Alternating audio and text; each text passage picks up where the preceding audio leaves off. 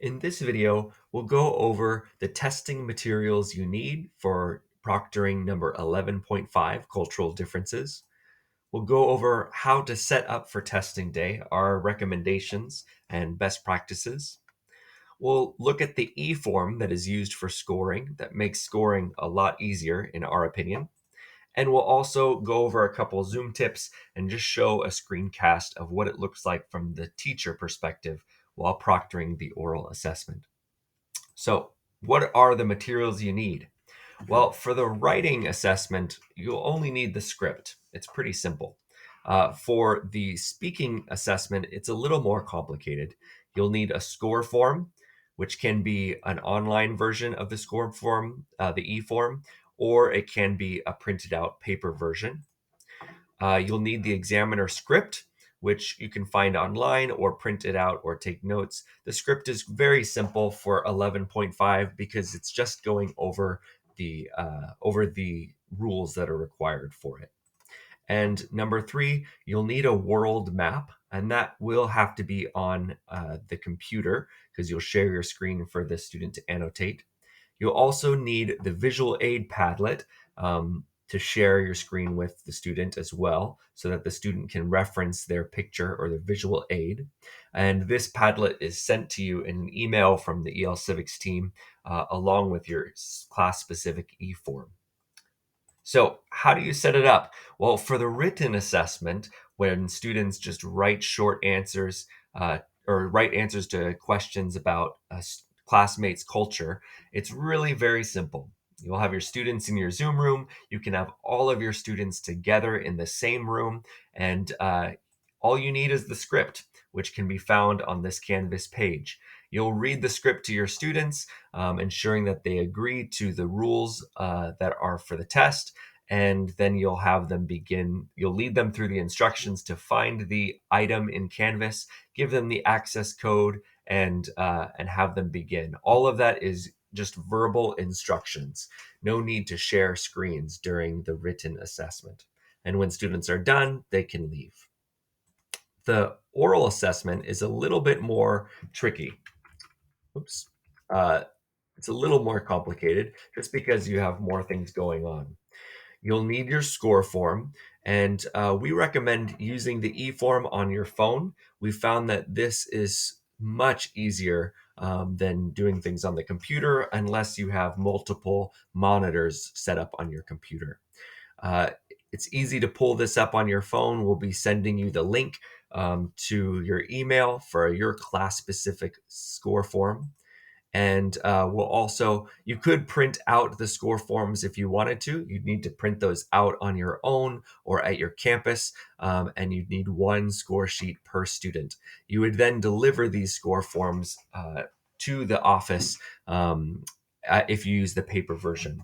If you use the online score form, it automatically collects all the data and puts it in a spreadsheet that we have access to. So there's not really much you have to do to give us the results.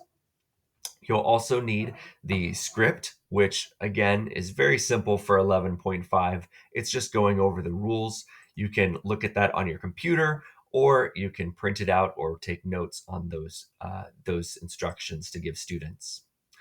And you'll also need the map open on your computer, where the PDF is available to download here on this page under testing materials. And you'll also need to open a browser with the Padlet page that your students have already filled out. And again, your class specific Padlet link and embed code are all emailed to you along with your score form. So, what does it look like actually from the teacher's perspective while testing? So, this is an example of the speaking assessment, the oral assessment. Again, the writing assessment is really very simple. There's no screen sharing. But for those of you who are not as familiar with sharing your screen, I wanted to give you an example of what that looks like. So, in your oral assessment, you'll have your one other student with you, and you'll click share screen. And down here, we recommend having everything open beforehand, but you can choose the map that you have open already and click share. And here you'll have their map. You might need to zoom in on a specific part of the map or zoom in a little bit for your student to see, but your student will annotate this. You might need to give them instructions on how to annotate, but that's why we recommend practicing annotations in your class. There's also how-to videos in the Canvas materials for students to watch before they take the test. After your student has annotated, you'll see their line or their circle on their country, and you'll click Stop Share. Next, you'll have to show the student's visual aid. So you'll click Share Screen again and find the browser that you have open with your Padlet page. This is the page that the students have already filled out.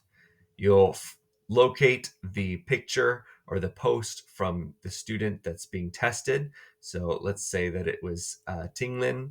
Then you would click the picture and confirm that this is the correct picture and ask the student to describe the picture for you.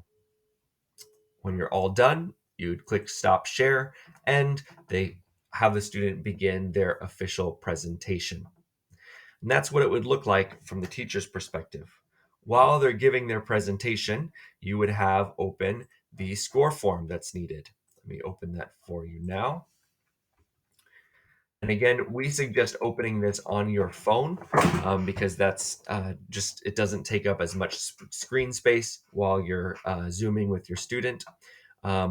You'll need to put in the student's information and CSID number, which we recommend doing at the very beginning of that testing session. And there's a rubric for you to reference, but it's very simple. Once you look at it once or twice, you should be able to fill out the scores without referencing it. You'll fill out their content score. What's the student's score for the content of their presentation? What is the student's score for their presentation skills in terms of body language and effective speech? And what is their score for the visual aid? Do they have the visual aid or not? And that's the score there. You'll leave this writing score blank because this will create a space in the spreadsheet for you to go back and enter in their writing score after you grade it in Canvas. So during the oral assessment, you just leave this blank.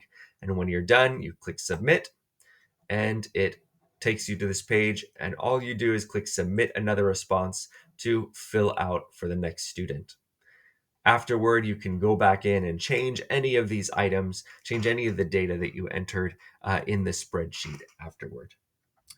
Hopefully, this helps you feel a little bit more confident about testing 11.5. Feel free to check out the Flex recordings for 11.5, where you'll see some demonstrations of this and hear some additional tips. And you're always welcome to contact Stephanie Thomas or myself, Brian Hicks, and we are happy to help you, to Zoom with you, and to even practice proctoring with you before you proctor your class.